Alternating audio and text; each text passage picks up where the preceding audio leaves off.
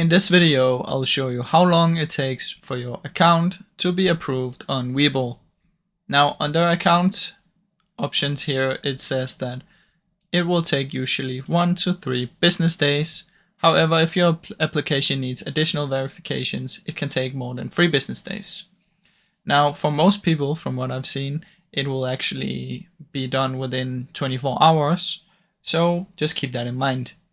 Now, if it takes more than 3 business days, it's probably because you need to send some more additional verification. So just make sure that you send the correct ones in the first round.